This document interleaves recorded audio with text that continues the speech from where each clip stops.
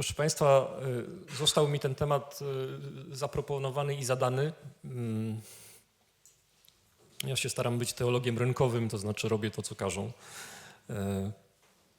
Choć trochę powiem tak, to jest temat dla dogmatyka wygodny i niewygodny zarazem. Bowiem ściśle biorąc, teolog chętnie by to wypchnął do filozofii religii albo do filozofii Boga. Zaraz Państwu wyjaśnię, dlaczego by to chętnie wypchnął. Zauważyliście Państwo zapewne, że tam jest jeszcze w temacie znak zapytania na końcu.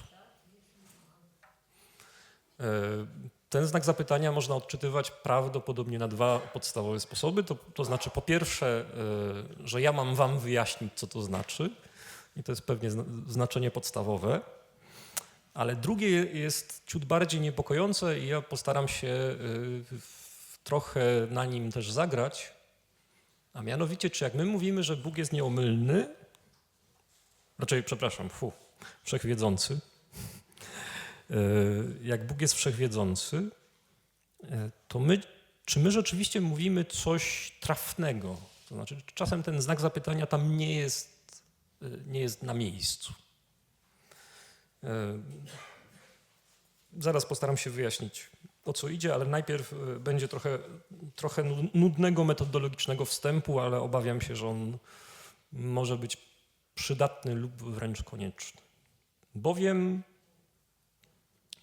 my mamy jeden zasadniczy problem, kiedy zaczynamy o Bogu w ogóle mówić. Bowiem nasz język i nasze pojęcia ukształtowane są i w związku z tym adekwatne, odpowiednie do rzeczywistości związanych z tym światem, z tym, co jest stworzone. Jak jeszcze dołożymy do tego naszą wiedzę o ewolucji i o tym, jak ewentualnie powstawał język, to sytuacja robi się, nie chcę powiedzieć desperacka, ale trudna na pewno. To znaczy, że my za pomocą języka, który głównie powstawał po to, żeby powiedzieć, gdzie jest jedzenie i w którą stronę uciekać, albo w którą stronę ewentualnie to jedzenie gonić, bo to też w tej wersji mogło występować, mamy opowiedzieć o rzeczywistości, która nie jest nam bezpośrednio dana w żadnym doświadczeniu, które bylibyśmy w stanie ująć naszymi pojęciami. Czyli tak naprawdę stoimy w sytuacji takiej, że mamy kompletnie nieadekwatne narzędzie, ale nie mamy innego. W związku z tym możliwości są dwie zasadniczo. Uwaga, robią mi zdjęcie. Możliwości są dwie. Albo zamilknąć, znaczy powiedzieć, o Bogu nie jesteśmy w stanie wewnątrz tego języka i wewnątrz naszych pojęć powiedzieć nic na tyle sensownego, żebyśmy przy okazji sobie nie robili krzywdy, więc lepiej zamilknąć.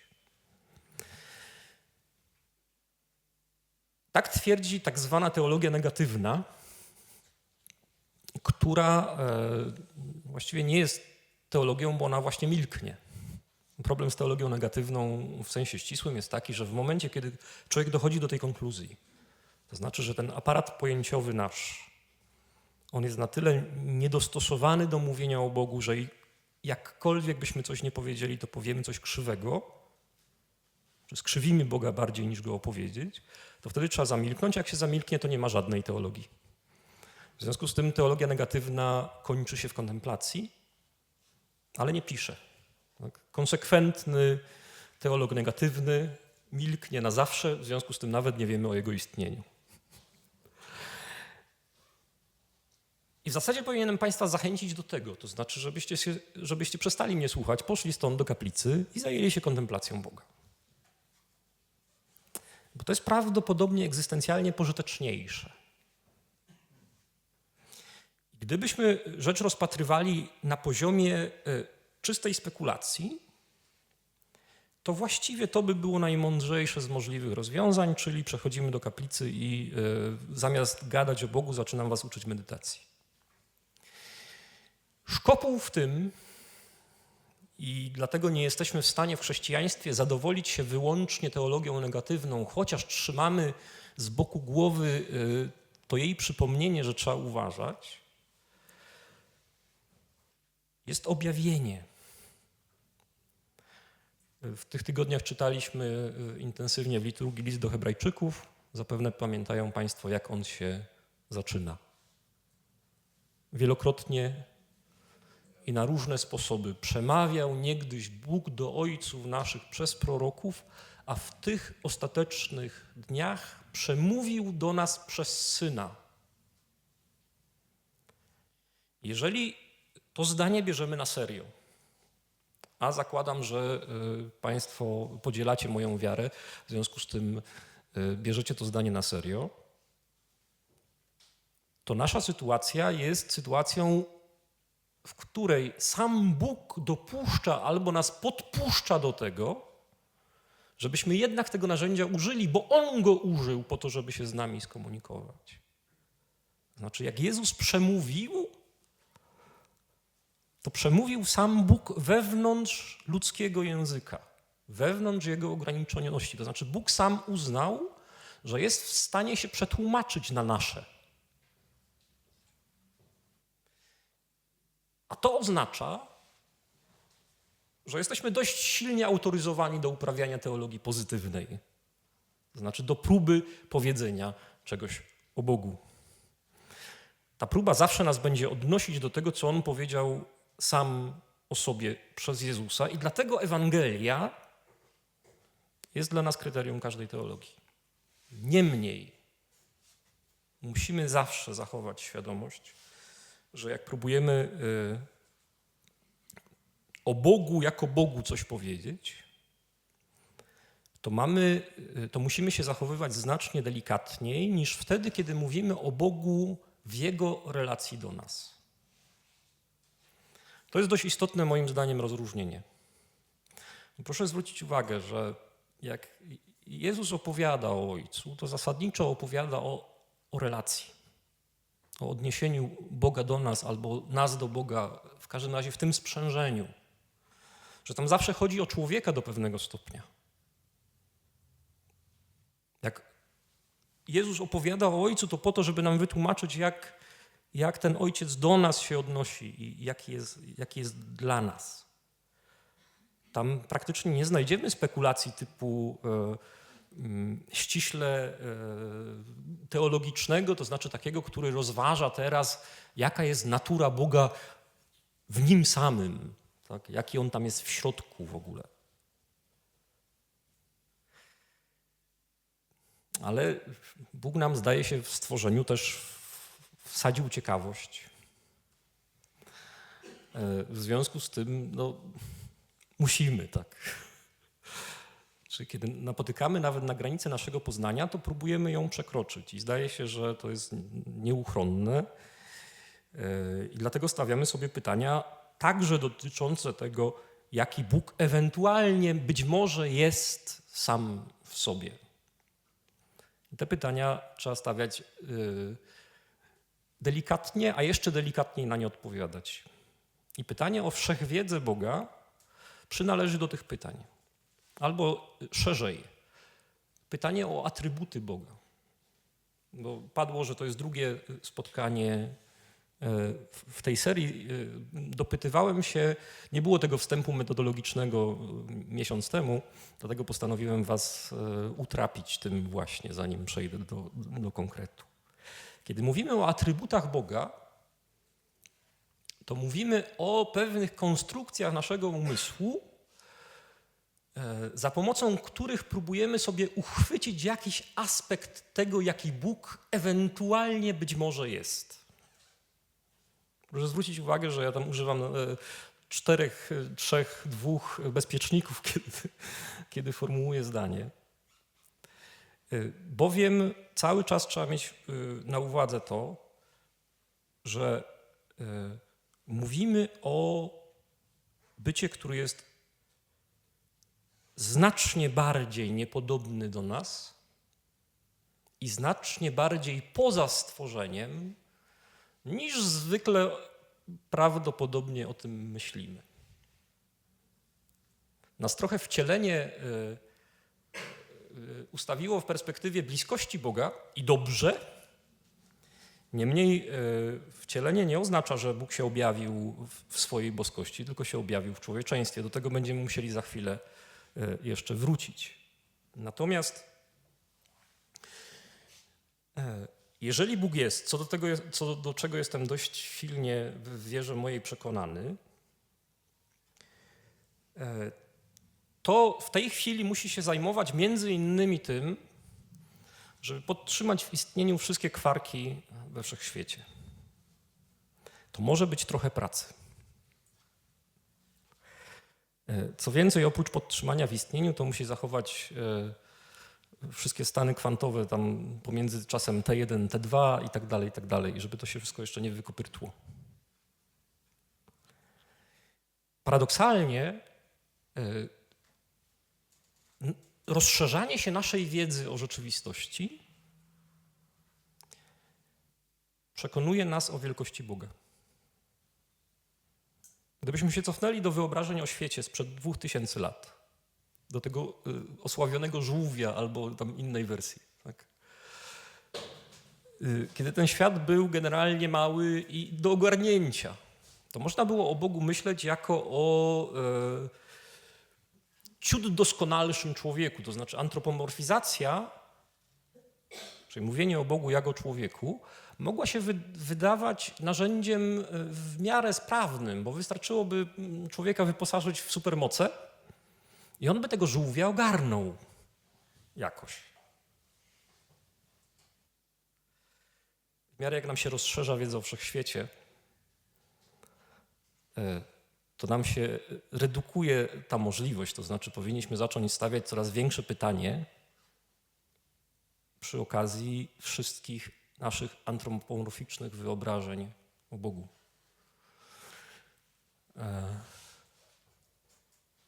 Mamy do czynienia z sytuacją, w której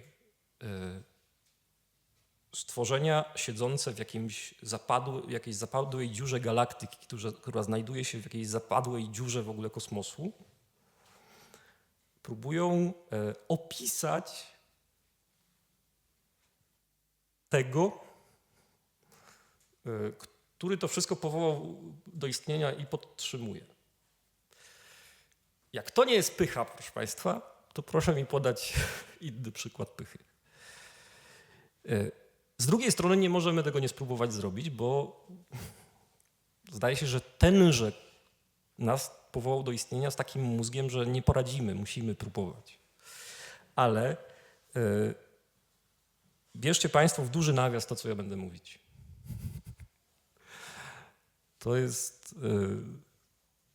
To jest chodzenie po omacku w dużej mierze naszego umysłu, więc ja najpierw będę prawdopodobnie więcej mówić o tym, czego my nie wiemy albo na co powinniśmy uważać, niż o tym, co wiemy. Jeżeli Państwo będziecie z tego powodu rozczarowani, to trudno. Pretensje do organizatorów.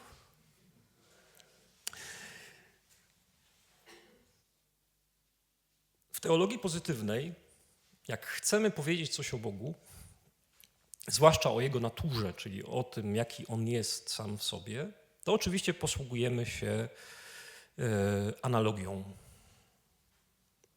To znaczy, bierzemy rzecz, która jest nam znana z doświadczenia i mówimy powiedzieć, że Bóg powinien być do tego podobny jakoś. Podstawowa analogia, która już jest niezwykle niebezpieczna, zawiera się w zdaniu, że Bóg jest. Zgadza się? Gdzie tam jest analogia? Że jest. Jesteście? Znaczy ja zakładam, że jesteście. Istnieje pewne niebezpieczeństwo, że jesteście tylko wytworami mojego chorego umysłu i w tym czasie lekarze próbują mnie doprowadzić jednak do stanu trzeźwości, ale Zakładam jednak, że istniejecie. Nie jesteście tylko urojeniem. Niemniej, nawet gdybyście nie byli urojeniem, to wasze istnienie, łącznie z moim, nasze istnienie będzie łatwiej, jest istnieniem dość kruchym. Tak. W tej chwili istniejemy, za chwilę nie będziemy istnieć. Przynajmniej w tej formie, w której w tej chwili funkcjonujemy. I to nasze istnienie miało początek. Jest czas, kiedy nas nie było. Jesteśmy w stanie nawet wskazać mniej więcej, jak to się tam działo. Nie wnikajcie w tę historię, bo to zawsze wprowadza pewne zamieszanie w rodzinie. Jeżeli mówimy, że Bóg jest, to nieuchronnie wplątujemy się w ten sposób pojmowania istnienia, bo my nie jesteśmy w stanie się oderwać od tego. Ten mikrofon jest, ale był czas, kiedy go nie było i za chwilę nie będzie. W ogóle nieśmiertelność człowieka jest przypadkiem rzadkim, zdaje się. Oczywiście my jakoś tam w fizyce kwantowej zaczynamy dostrzegać, że te cząstki elementarne potrafią być bardzo długowieczne. Że one są długo w ogóle i od samego początku. Ale tam też był jakiś początek w ogóle, zdaje się. Coś tam na początku rąbło, tak? Wybuchło albo cokolwiek tam fizycy nie wymyślą. Jak mówimy, że Bóg jest, to używamy analogii. Byli tacy średniowieczni filozofowie, teologowie, filozofowie, którzy mówili, że właściwie nie można mówić, że Bóg jest bytem. Bo jak mówimy, że Bóg jest bytem, to go ściągamy do kategorii doświadczalnej naszej. To nie znaczy, że go nie ma, tak? Tylko musimy uważać, żeby nie zacząć o nim myśleć, że on jest tak, jak my jesteśmy. Jeżeli on istnieje, to istnieje na zupełnie innej zasadzie, bo samo istnie. Już tu mamy problem, zwróćcie uwagę. Co to znaczy, że coś istnieje samoistnie? To znaczy samo jest racją swojego istnienia. Konia z rzędem temu, kto to wytłumaczy, albo tak sobie... My to jesteśmy w stanie wypowiedzieć, ale wtedy wypowiadamy pewną granicę naszego poznania. Czy mówimy, że uwaga, tu dochodzimy do kresu, za tym coś tam prawdopodobnie jest, co nazywamy Bogiem, ale tam już nie wejdziemy. Radzimy sobie czasami w języku teologicznym w taki sposób, że w język od razu wkładamy bezpieczniki.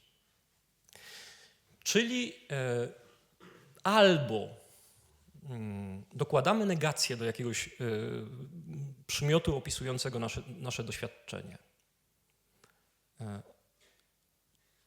Czyli na przykład Bóg jest nieskończony. To jest cwane bardzo, bo akurat chroni nas przed powiedzeniem czegoś konkretnego.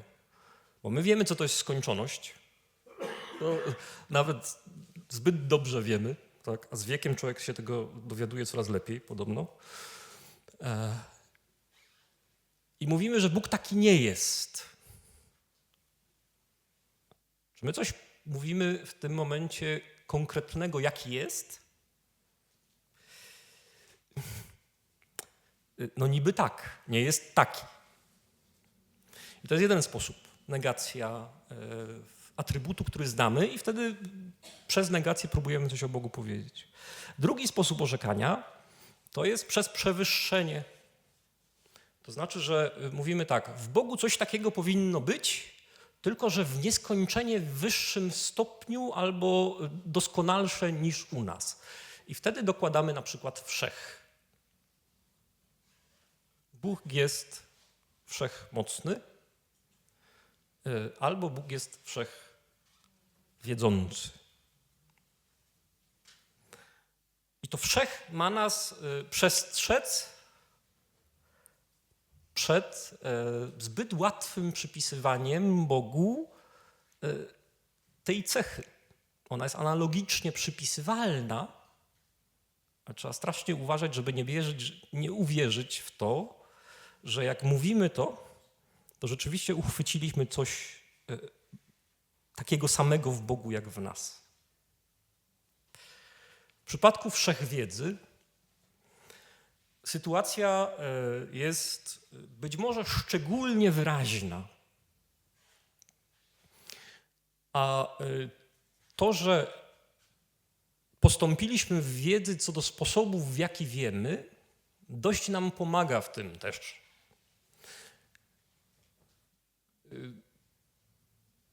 Pytanie takie. W jaki sposób my poznajemy rzeczywistość? Co jest narzędziem głównym naszego poznania? Zmysły. Święty Tomasz by powiedział, że nic nie ma w intelekcie, co najpierw nie przeszło przez zmysły. Co to są zmysły?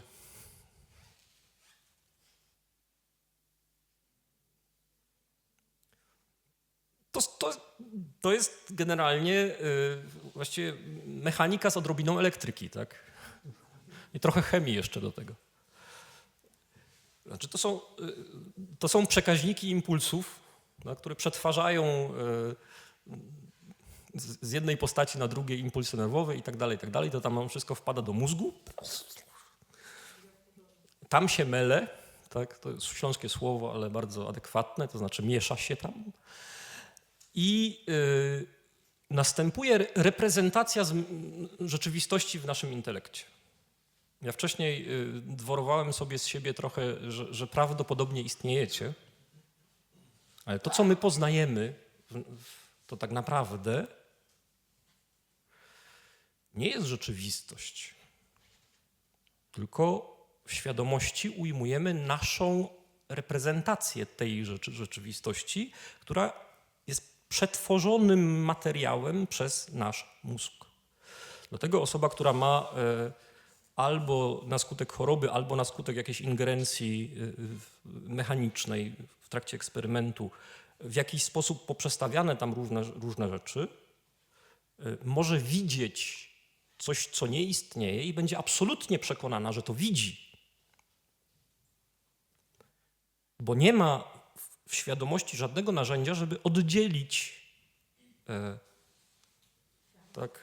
prawdy od fałszu w tym sensie, że jeżeli coś jej się zjawia jako reprezentacja umysłowa, to jedynym sposobem jest przyjęcie, że tak jest. My nie mamy żadnego wewnętrznego narzędzia, które nas chroni przed iluzją, zdaje się. To jest niepokojące. Ale neurobiologowie na razie nie wykryli. Być może ono tam jest. Ja na razie się trzymam tego, co próbujemy wiedzieć. Proszę zwrócić uwagę, że cała nasza wiedza jest potem nabudowana na tym. My potem wnioskujemy, potem tworzymy różne skomplikowane konstrukcje, abstrahujemy od tej rzeczywistości, którą żeśmy sobie wytworzyli. Matematykę jesteśmy w stanie stworzyć. Jesteśmy w stanie wymyślać rzeczy, których nie ma. Tak? Różowe jednorożce na przykład. I tak dalej, i tak dalej. Ale generalnie nasze poznanie jest uwikłane w materię absolutnie i fundamentalnie. Co więcej, przetwarzamy informacje też wewnątrz materii. Informacje przetwarza nasz mózg.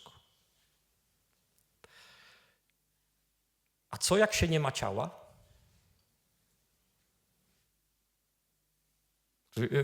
Jeżeli Bóg jest niematerialny, tak, to znaczy, że jest poza stworzeniem w ogóle, to czym on przetwarza dane? Znaczy, jak my mówimy, że Bóg wie,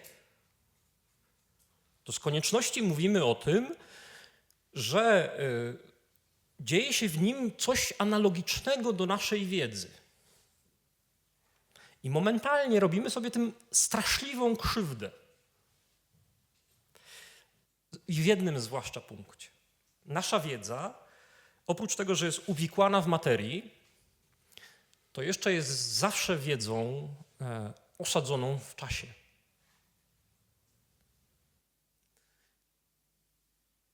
My najpierw nie wiemy, a potem się dowiadujemy i dowiadujemy się zawsze po fakcie. My zawsze wiemy z opóźnieniem. Nawet wtedy, kiedy się słyszymy. Proszę zwrócić uwagę, ja słyszę swoje słowa, ale ja je słyszę z opóźnieniem w stosunku do momentu, w którym je wypowiadam. W zależności od tego, tak, jak się fala odbije, to jest opóźnienie dłuższe lub krótsze. W związku z tym ja dźwięk swoich słów poznaję znacząco po fakcie. Oczywiście z mojego punktu widzenia ten czas jest krótki, pomijalnie krótki. Tak samo jak droga zmysłowa pomiędzy dotykiem a uświadomieniem sobie dotyku. Ale okazuje się, że ta droga już jest niezwykle długa wtedy, kiedy dotykamy czegoś rozpalonego. Bo nie nadąża. Się sparzycie jednak. Zanim wam dotrze do mózgu i tam właściwie to chyba nawet leci po rdzeniu kręgowym w takich przypadkach, krótszą drogą. Zanim to tam wszystko się przetworzy, to się zdążycie przypalić. My wiemy po fakcie. I teraz pytanie, czy Bóg tak wie? Czy stworzył, a potem się dowiedział o tym, że się tam machnęło mu się, tak? To jest jedna z fundamentalnych pułapek. Nasza wiedza jest zawsze wiedzą a posteriori. My możemy oczywiście się domyślać, co wystąpi w przyszłości. Tak? Ciała spadają, są pewne prawa. Jak upuszczę zegarek, to spadnie? Nie będę przeprowadzać tego doświadczenia, bo ono jest zbyt ewidentne. Jesteśmy w stanie obliczyć, kiedy on spadnie i tak dalej, i tak dalej. My jesteśmy w stanie przewidywać rzeczywistość. Ale pytanie, czy przewidywanie jest wiedzą? Czy my mamy jakąkolwiek wiedzę dotyczącą przyszłości faktycznie? Czy też raczej każda nasza wiedza jest wiedzą dotyczącą przeszłości? Nawet teraźniejszość w sensie ścisłym nie jest nam dana. Są mikrosekundy, milisekundy i tak dalej, ale my poznajemy post factum. I prawdopodobnie to jest zasadnicza różnica pomiędzy wiedzą człowieka albo wiedzą istot stworzonych, bo tam jeszcze są jakieś zwierzęta, i prawdopodobnie być może także istot duchowych, czego nie wiemy, bo nie mamy żadnego przypadku, który by się poddał badaniu, a Bogiem. Co w ogóle sytuację czyni dość trudną poznawczo dla nas. Bo jak sobie mamy wyobrazić inny rodzaj poznawania, jeżeli jest nam kompletnie niedostępny? Jak sobie wyobrazić poznanie, które jest zupełnie poza czasem? Co to jest czas? Fizycy są jacyś na sali? Dobrze. Co to jest definicja czasu? Fizyk się poddał. Generalnie mamy problem w ogóle z zdefiniowaniem, o co chodzi. Wymiar rzeczywistości, tak, w fizyce relatywistycznej coraz częściej się mówi, że czas jest po prostu wymiarem rzeczywistości. Tam tych wymiarów wykrywa się coraz więcej. Ja rozumiem do 5 mniej więcej. Tam chyba już 14 czy 15 nawet się wskazuje. To są jakiś kosmos jest zupełny. Czas, jeżeli jest wymiarem rzeczywistości stworzonej, to znaczy, że Bóg go stworzył razem z całą resztą. To znaczy, że jest poza, zdaje się. Czyli w ogóle czas go nie dotyczy. Teraz bym się musiał pomiotać, ale nie wolno mi wyjść z kadru, bo mnie będą krzyczeć na mnie. Więc zrobię to tak. Nie wiem, czy to się obejmie. Wyobraźcie sobie, że Palce tej dłoni reprezentują dzień dzisiejszy, a palce tej, teraz będą sprawdzać, czy się mieszczą w kadrze, palce tej reprezentują 13 stycznia roku pańskiego 1321. Data zupełnie przypadkowa, na nic nie znaczy. W którym miejscu jest Bóg?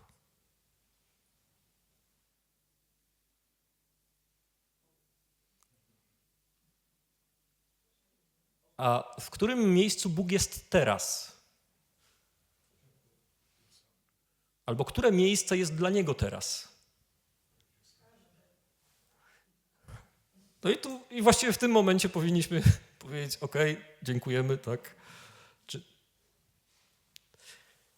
Czy my jesteśmy w stanie to sobie unaocznić jakimkolwiek naszym wyobrażeniem? To znaczy stawiamy znowu pewną granicę, która ma być bezpiecznikiem naszego myślenia o Bogu. To znaczy my musimy bardzo uważać i bardzo was do tego zachęcam, na wplątywanie Boga w bycie trybikiem naszego czasu. Bo jeżeli tak się stanie, to znaczy, że jeżeli go wplątamy, to za chwilę zaczniemy pytać, jak to jest, że Bóg zna przyszłość. Bóg wtedy, wiecie co zrobi? Wzrusza ramionami, których nie ma, i pyta, czego też nie robi, jaka przyszłość? W ogóle o co chodzi? Kwestia przeszłości i przyszłości to jest kwestia istot w czasie. I wewnątrz czasu to pytanie ma sens. Odniesione do bytu poza czasem, sens traci natychmiast. Dlatego, że jeżeli się nie jest w czasie, to nie ma nic, co się jeszcze nie stało, co można by było poznać, i nic, co już się stało na tyle, żeby można było o tym zapomnieć. Bo jest teraz. Czyli Bóg widzi, uwaga, widzi, tak? Kolejna pułapka. Mnie teraz, mnie w stanie embrionalnym i mnie w stanie, w którym przechodzę do stanu duszy, czyli umieram. Jednocześnie. Chyba.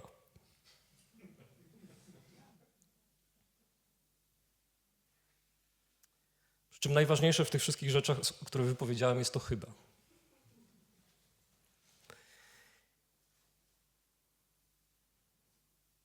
Niezwykle istotne jest to, żeby tutaj zachować wielką, naprawdę wielką ostrożność. I teraz, co Bóg poznaje? Bo musimy się zmierzyć z tą kwestią wszechwiedzy. To słowo sugeruje, że poznaje wszystko. Teraz pytanie, czy to jest poznanie a posteriori? To znaczy, że najpierw to jest, a potem to Bóg poznaje. I zdaje się, że tak nie możemy myśleć o Bogu. Czyli Bóg wie rzeczywistość stworzoną, a przez to, że wie, to ona się staje.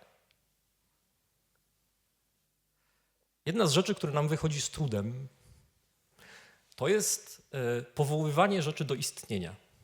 My to potrafimy przez przetworzenie materii zrobić.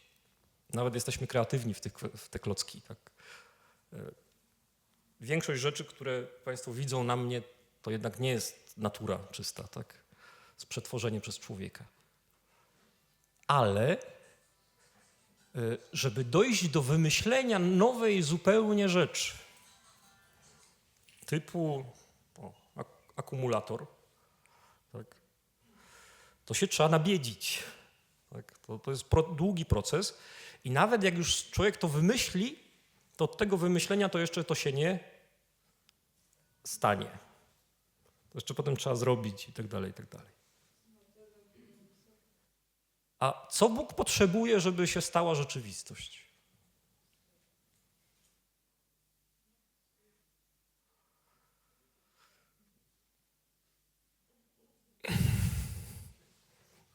Obawiam się, że nic. W sensie takim, że on sobie sam wystarcza do tego, żeby było.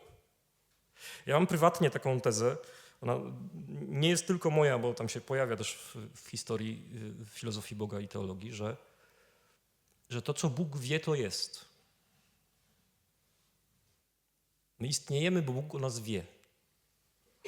I to nie jest tak, że się dowiedział o nas,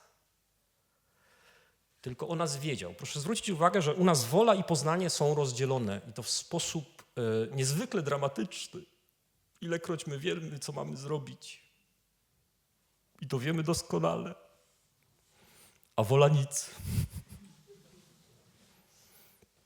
I znowu, kiedy mówimy o woli w odniesieniu do Boga, to musimy uważać, tak? Bo znowu robimy tą paskudną analogię, przenosząc na Boga coś, co jest właściwego stworzeniu. Ale być może warto myśleć w tym sprzężeniu, to znaczy nie ma w Bogu rozróżnienia na wolę i wiedzę.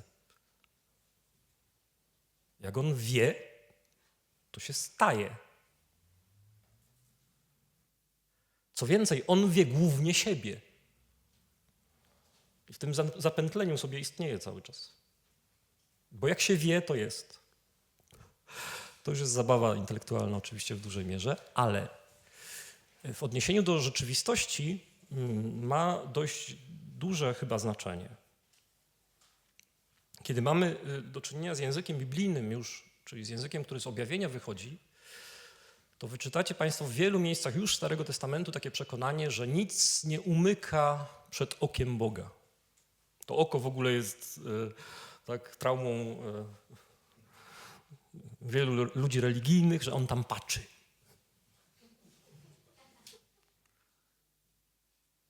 Proszę zwrócić uwagę, że idea tego oka jest ideą niezwykle niebezpieczną, bo to jest idea a posteriori, to jest zmysł.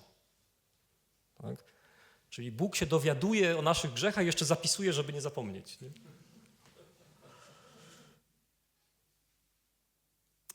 Natomiast przekonanie o tym, że On patrzy, występuje zwłaszcza w idei jakiej? Jest takie słowo na o. Coraz rzadziej używane. Opatrzność. On opatruje, tak? I to patrzenie i troska tam jest zawarte, to jest świetne słowo po polsku w ogóle. Bo tam ogląd tak? I aktywna troska są włączone jakby w jednym słowie i nie wiadomo, co tam jest pierwsze. Idea opatrzności Bożej jest bardzo pożyteczna moim zdaniem. To znaczy stosunek Boga do świata nigdy nie jest stosunkiem biernego odbioru. Stosunek Boga do świata to jest stosunek Stwórcy do stworzenia. To znaczy świat istnieje, bo Bóg go wie. Świat kontynuuje swoje istnienie, bo Bóg go nie zapomina. To oznacza, że my istniejemy dlatego, że Bóg nas wie. Zwróćcie uwagę, ja specjalnie mówię, że nie wie o nas, On nas wie. I będziemy istnieć tak długo, jak nas będzie wiedział.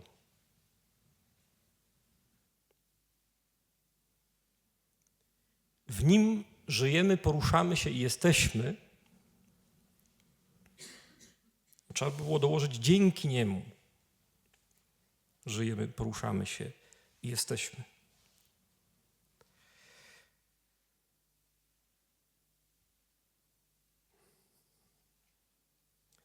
Czy jest coś takiego, czego Bóg nie wie?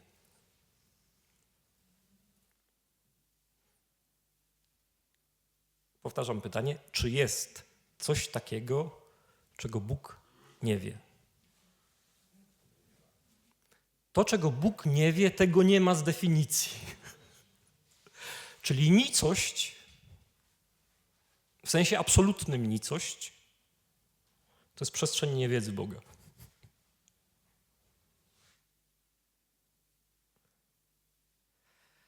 I teraz klasyczna teologia zwłaszcza od Augustyna, jako nicość definiuje co? Albo jako brak, ale właśnie jako nicość.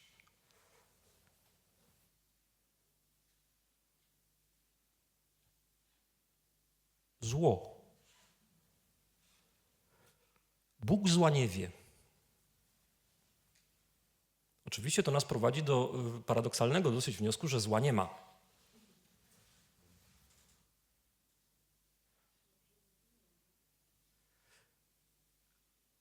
I w klasycznym ujęciu Augustyna zło jest brakiem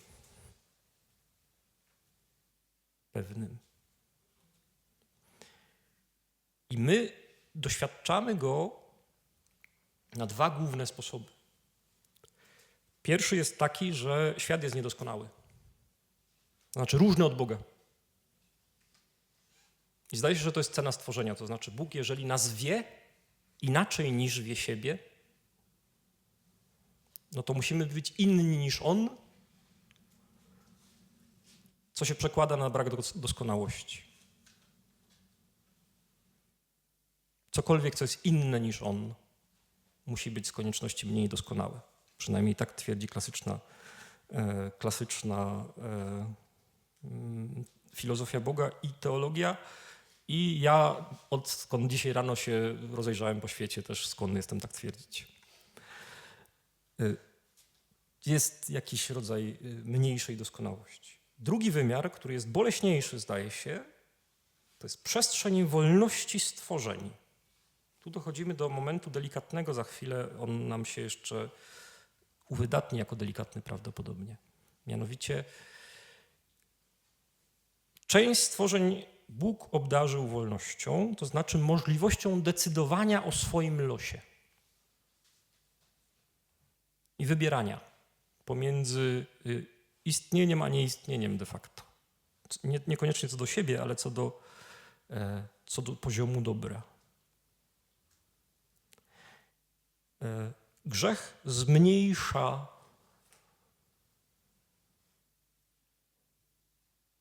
poziom dobra, tak byśmy powiedzieli, i my zła doświadczamy znowu jako braku. Bo jest jakieś dobro, które być powinno i my to podświadomie albo intuicyjnie wykrywamy, że ono tam powinno być, a go nie ma. I my doświadczamy braku, doświadczamy dziury. I rzeczywistość z powodu naszego grzechu jest trochę jak niektóre sery, które mają dziur sporo.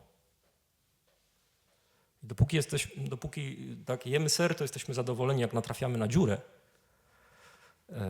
no to stwierdzamy, że tu jest źle. Dziur Bóg nie wie.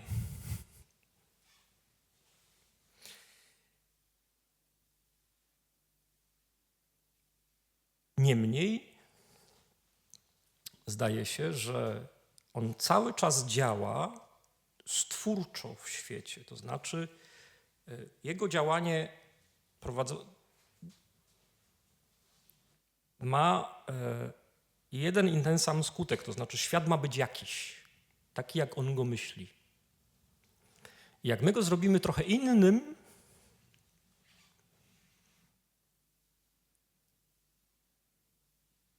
to jego myślenie w czasie skutkuje w taki sposób, że zaczyna to naprawiać.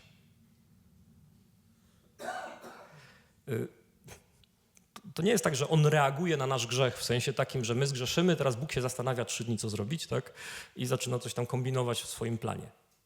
Nie, to jest raczej tak, że on cały czas myśli świat i ta jedna myśl to naprawia. Nie potrafię wam tego opowiedzieć. Ale to dzięki temu my potem możemy, patrząc wstecz, powiedzieć: szczęśliwa wina, skoro ją zgładził tak wielki Odkupiciel. To znaczy, że nasze zło, które w tym świecie miesza i psuje mu doskonałość,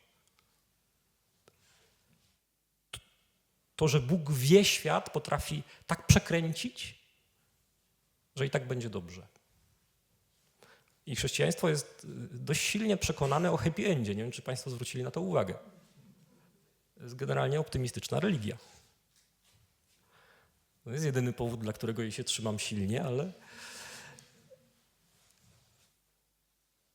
my wierzymy, że Bogu się uda w ogóle. Czasem nam na przekór się mu uda.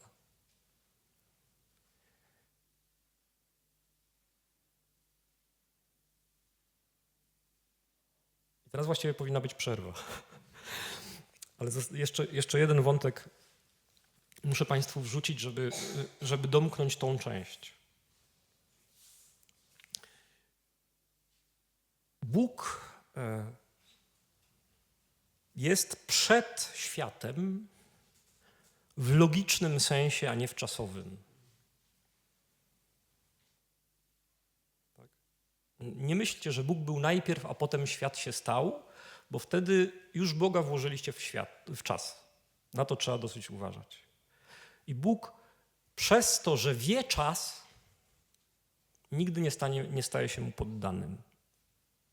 Z tego też powodu my potem możemy swobodnie powiedzieć, wychodząc z tego punktu widzenia, że Bóg wie, co ja zrobię w czasie przerwy. On to już w tej chwili wie. Zgoda czy nie? Bo on tam już jest. Czy to coś robi z moją wolnością? Nic kompletnie. Ja mogę w czasie przerwy zrobić to, co moralność dopuszcza, tak? I to będą moje decyzje. A to, że Bóg to wie, tego nie determinuje. Wolność jest wbudowana w rzeczywistość i jest jednym z elementów tego, jak Bóg nas wie. On nas wie z wolnością naszą. I on nie musi myśleć do przodu, co my zrobimy, tak? I liczyć prawdopodobieństwa, bo to nie jest dla niego przyszłość.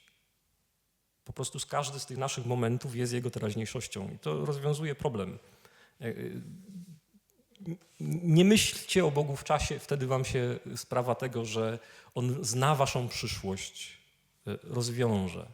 To jest wasza przyszłość, a nie jego. To jest nasza przyszłość, a nie jego. Jego to jest teraźniejszość.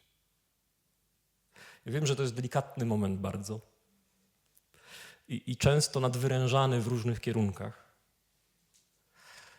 Ale Bóg, będąc jednocześnie w każdym momencie czasu, nie tyle nam nie odbiera jej wolności, ale jest jej warunkiem. Bo to On tak podtrzymuje świat w istnieniu, że to, co zamierzę ja, tak, może mieć skutek. Gdybym teraz rzucił, tak, czego nie zrobię oczywiście,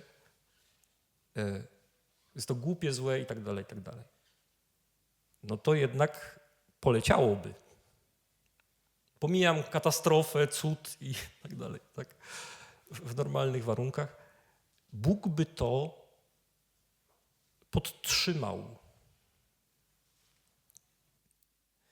I tutaj delikatny moment jest jaki?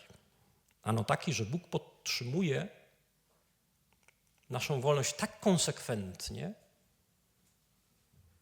że pozwala jednocześnie na miłość i na nienawiść.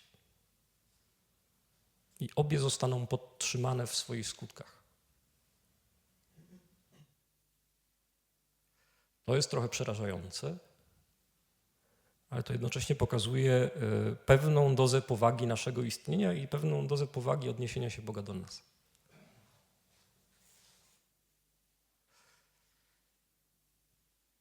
I właściwie z tym Państwa chciałbym zostawić na przerwę. Spot reklamowy co do drugiej części, żebyście Państwo nie wszyscy się oddalili.